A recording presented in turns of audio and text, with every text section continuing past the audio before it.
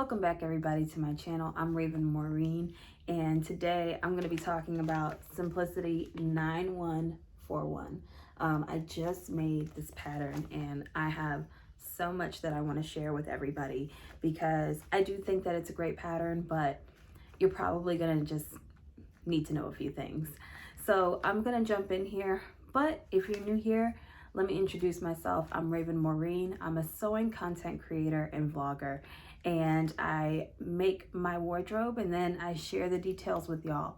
So let's go ahead and get started. So this is Simplicity 9141. It's a Cynthia Rowley pattern, and at first glance you're like, it's 4 squares, what could go wrong? Hold please. I think I cut out a size 20 and that was the biggest size, just based off of the body measurements on this part of the envelope here.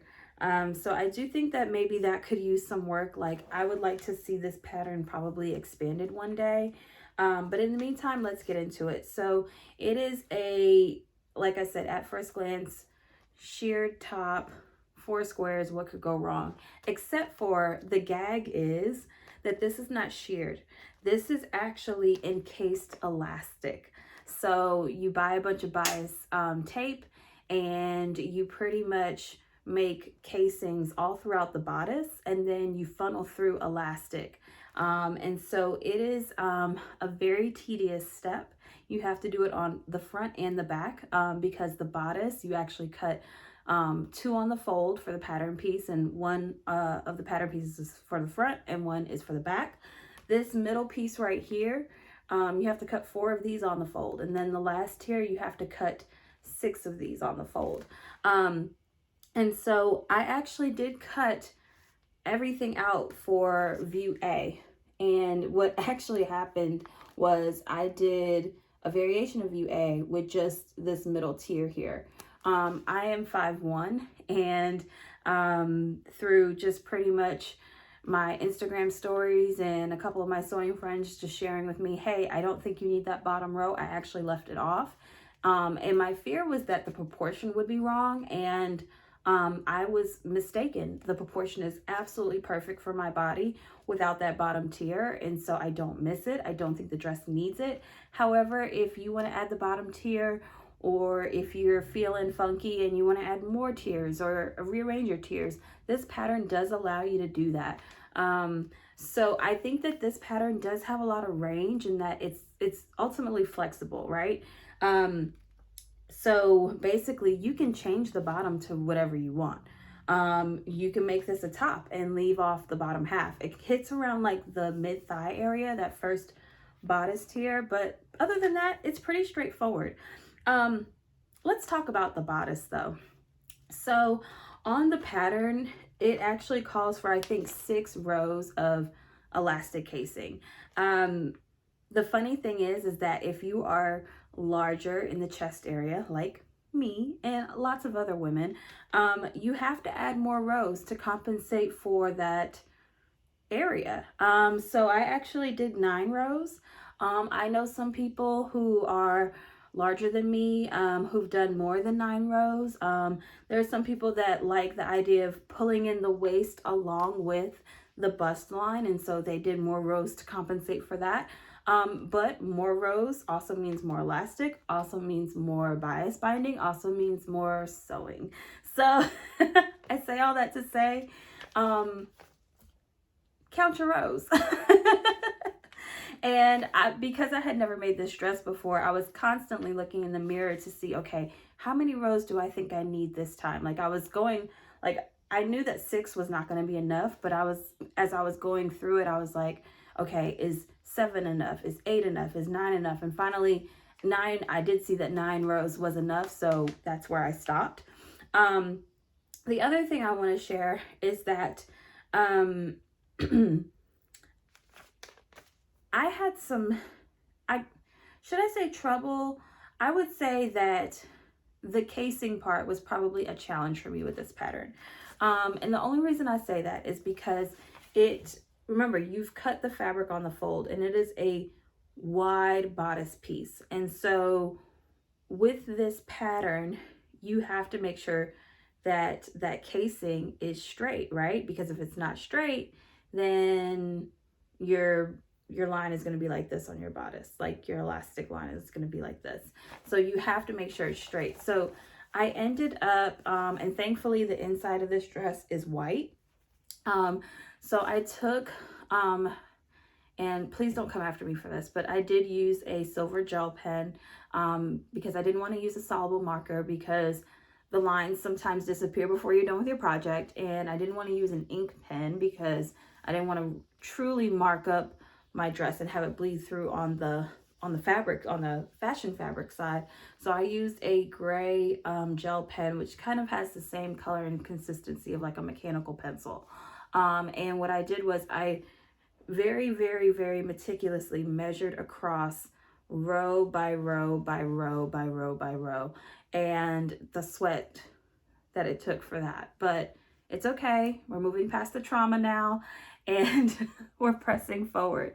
So just make sure that, you know, you're prepared to have that tracing, that you're prepared to have tracing tools, and that your fabric lends itself to do that. A little fun fact about this pattern, I actually wanted to have two different versions of this. I wanted a dark floral version, and that kind of like blew up in my face because basically the ink, I couldn't see it, and it was also a rayon fabric, so it was very swimmy on my table, and it just spelled disaster at the sewing machine because the lines weren't straight, because my ruler wasn't straight and the fabric wasn't staying straight. So in reality, I would say, yes, you probably could use a rayon challis for this fabric, for this pattern. It didn't work for me. You probably need a tighter woven. This is a double gauze, but it doesn't behave like a double gauze. It behaves more like just maybe a woven poplin or something. So I would recommend a poplin, a linen, a double gauze like this one, not something that is the bubble double gauze.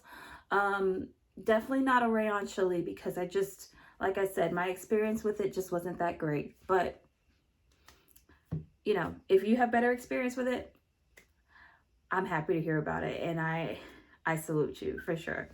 What else is there to share about this pattern? There's definitely a lot of gathering. There's definitely a lot of elastic in here. I typically don't use the elastic measurement pieces in the patterns, just because I'm like, I know my body, I know better. You can't tell me what type of elastic I need. In this pattern, I actually trusted the elastic pattern pieces, and it worked out for me. I don't feel like this dress is too tight or too loose or anything like that. Like I said, I cut out a size 20 based on those bust measurements, and this dress I feel like feels perfectly fine. And not to put my business out there, but this is a dress where I didn't feel like I had to wear a bra either. I feel really secure in here. The reason why I'm wearing it today is honestly because not only did I take pictures in it, but we did kind of go out. We went and got groceries. We tried out this new bar and ice cream parlor, multi-purpose place or whatever, had a grand opening. So I mean, I got my wear out of this dress. I felt incredibly comfortable. I didn't feel confined or restricted in any sort of way. I mean, it's hot where I live. I felt totally comfortable. I sat out in the dead heat. So, I mean, this dress it's fine. It's perfect. It's the perfect cookout summer dress. Granted, I'm wearing this I made it at the end of the summer. What are you going to do about that? Guess what? It's still hot in Mississippi in September, October, November, December, all year. I'm gonna be wearing this dress all year. So prepare to be sick of me. Anyway, I digress. So let's talk about yardage. So like I did a live when I was finishing the dress last night, and someone said, how many yards does it take? And I was like, all the yards. Like, you need everything, every little piece of it. That's true and not true. So I would say if you are interested in making this dress and you haven't bought the pattern yet, get at least 5 yards of whatever fabric you're thinking about using and just hold on to it. When the pattern goes on sale, have your 5 yards ready to go.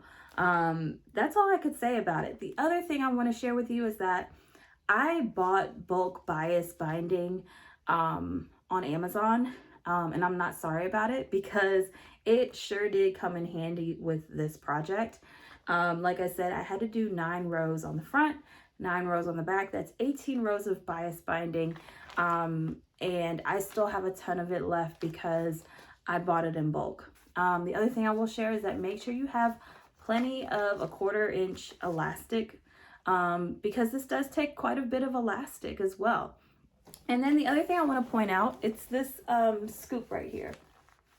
So when you're doing sheared dresses, anytime I've done them, I've just like cut out 4 squares and just kind of made it work or whatever. I've never had an armpit scoop like this before in a dress. I'm still trying to figure out if I like that. Like all of my other sheared dresses that I have made it with no pattern, just like I said, off the cuff with a bunch of squares because it shapes to your body, right? With the armpit scoop, I'm like, do I like this? Do I not like this? I don't know yet. I think it's definitely unusual. It probably helps with the ventilation today because like I said, it was kind of hot. But I do feel a little naked on the side. Like, I'm not gonna lie to you. Like I said, I don't think I would normally have this cut right here. So yeah, just slightly naked, but to each their own. The other thing I want to talk about is the straps. So I love the thickness of the straps. I definitely feel supported. One thing I want to share is that they have you do all of your elastic, all of your bias binding, and then you finish the armhole right here, and then you add in your strap. Well, they want you to add your strap in on this line here, and I found that to be not as secure feeling as I thought it would feel, if that makes sense. So I actually did a stitch where they asked me to right here, and then I did a stitch along this hem right here. And so my strap is actually sewed down at the top right here. And I did that to feel secure, but I also did that because I noticed that this was flapping over on the front and the back if I hadn't done that to the straps. And I don't know if it's my chest size that was making things flap over, but I just found that if I just tacked it down just under that stitch right there at the top, it worked out a little bit better. So yeah, I mean, if you've got time, definitely get into this dress before it gets cold wherever you're living. I think that this dress is fabulous. Would I make another one, right? That's always the question. Are you going to make another one? Let me think about it.